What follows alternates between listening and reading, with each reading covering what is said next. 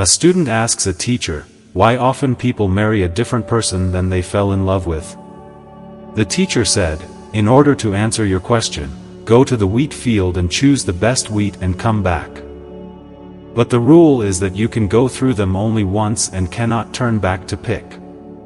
The student went to the field, went through the first row, he saw one big wheat which he instantly liked, but he wonders that maybe there is a bigger one further.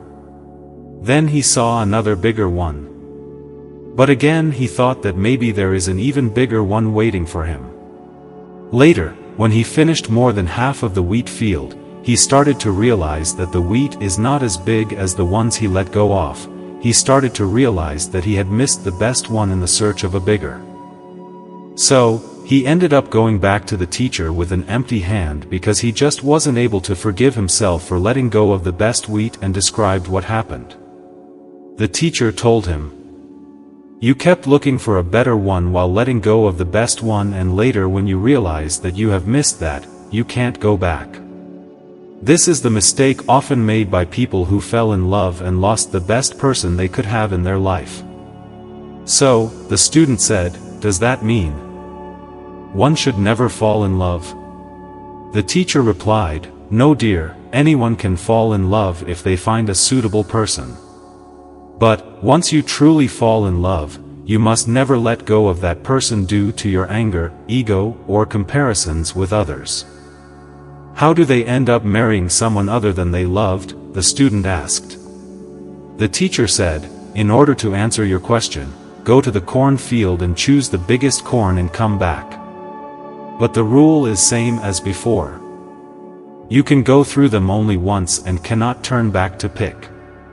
The student went to the corn field. This time he was careful not to repeat the previous mistake. When he reached to the middle of the field, he picked one medium corn that he felt satisfied with and went back to the teacher. He described how he made a choice. The teacher told him, "This time you didn't come empty-handed.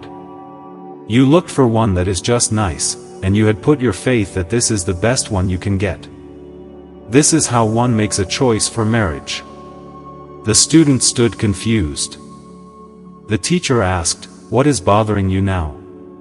The student replied, "I am wondering which would have been better, marrying a person you love or loving the person you marry." The teacher replied, "It's a very easy answer, only if you are willing to admit it to yourself."